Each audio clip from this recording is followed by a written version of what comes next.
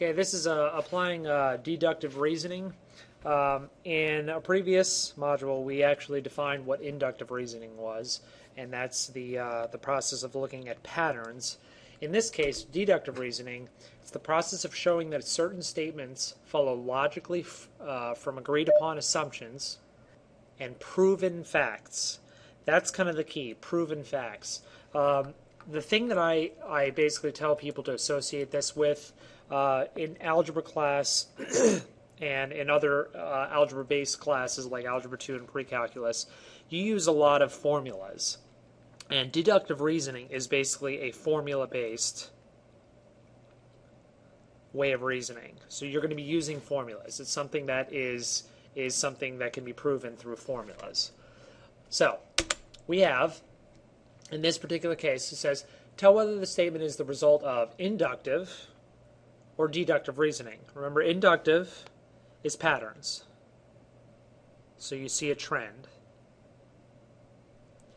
Deductive is formulas. So, here we go. First one. The northern elephant seal requires more strokes to surface the deeper it dives. Okay, so is this something that you see a pattern, or is it something that you can mathematically prove using either a formula or a calculation? Well, it's inductive reasoning because the data is based off of a trending line that is increasing and is positive in slope. So we have a positive slope here. This is our line of fit here. It's trending up in the positive direction. So we see that the pattern is increasing. So it requires more strokes because it increases, the slope is increasing of the line. So slope is increasing. All right, what about this scenario? The northern elephant seal uses more strokes to surface from 250 meters than from 60 meters. That is something that you can mathematically prove. It's something you can actually compare and calculate. So for example, 250 meters is roughly around here on the graph, so that means this value here. 60 meters is around here and is about this value here. So you can kind of estimate what that value is, or get an approximate value for each one of these and calculate what the actual difference is in terms of the number of strokes. So it has to be deductive reasoning. A, we're looking at the pattern and seeing what it does in terms of the slope. B, we can actually calculate using a formulaic way to see what happens to the data and give an actual answer for it. Okay, so let's go through some other ones. Tell whether the statements are deductive or inductive reasoning.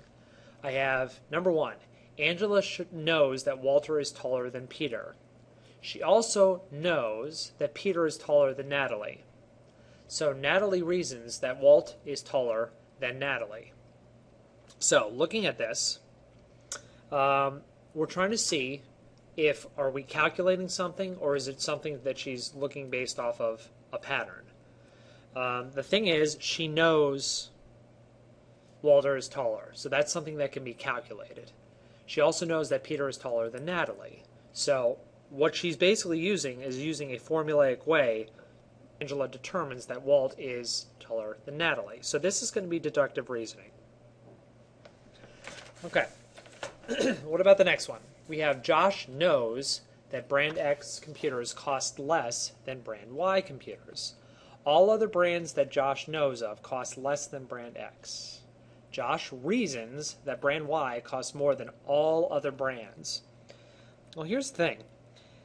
He reasons, and he's looking based off of the sample space that he has. So he knows that brand X computers cost less than brand Y computers. All the other brands that Josh knows cost less than brand X. So Josh reasons that brand Y costs more than all other brands. Well, this is a pattern that he's looking at. So the pattern Has to include, that means it's inductive reasoning. Okay, so for the past 3 Wednesdays, this is number 3, the cafeteria has served macaroni and cheese for lunch. Dana concludes that the cafeteria will serve macaroni and cheese for lunch this Wednesday. She's looking at what happens in previous parts of the data and making a conclusion based off of the pattern. So this is, again, inductive reasoning. What about number 4? If you live in Nevada and are between the ages of 16 and 18, then you must take driver's education to get your license. Anthony lives in Nevada, is 16 years old, and has a driver's license. Therefore, Anthony took driver's education. This is something formulaically, mathematically, you can prove because it says Nevada's rule is between the ages of 16 and 18, you have to take a driver's education to get your license. It tells us that Anthony lives in Nevada, he is 16 years old, and he has a driver's license. So from the statement up here, because of that rule, it's something that can be shown, calculated. This is, again, going to be deductive reasoning. Okay? Now we have something that's called laws of logic. Something that's called the law of detachment is actually a mathematical term that it's also used in English as well, but it states that if the hypothesis of a true conditional statement, remember conditional statements have if-then form, if we know that the hypothesis is true, the conclusion is also true. So, we have used the law of detachment to make a valid conclusion in the true situation. It tells you it's true. So Mary goes to the movies every Friday and Saturday night. That's the hypothesis that we know is true. So this part here, we know is true, and we're looking at truth. If I make the conclusion that today is Friday, that's also a fact. What can I state about that? Well, if we know Mary goes to the movies every Friday and Saturday night, today is Friday, automatically that means Mary's going to the movies. Since we know this, Mary goes to the movies this Friday. Law of syllogism. So the thing I like to relate this to is, this is very similar to a property that's called the transitive property in mathematics, which we will get to later on. But all the law of syllogism is basically saying is, if you have a hypothesis, some hypothesis, we call it P, and then you have a conclusion, Q. Then from that conclusion, you make a hypothesis about Q, and then another conclusion, R.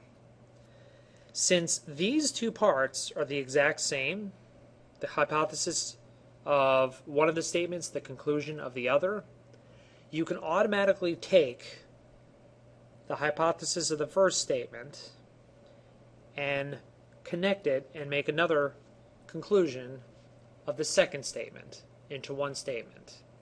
So that's where C comes into play. So if statements A and B are both true, then the statement C has to be true as well. So this is a little tough to kind of look at unless you have an example to relate it to. So let's look at an example. So if possible, use the law of syllogism to write a new conditional statement that follows from the pair of true statements. If Rick takes chemistry this year, then Jesse will be Rick's lab partner. That's an if-then statement. That's your first statement that is made. Okay, so that's number 1. Let's look at the second one. If Jesse is Rick's lab partner, then Rick will get an A in chemistry. Well, here's statement number 2. Conditional statement number 2.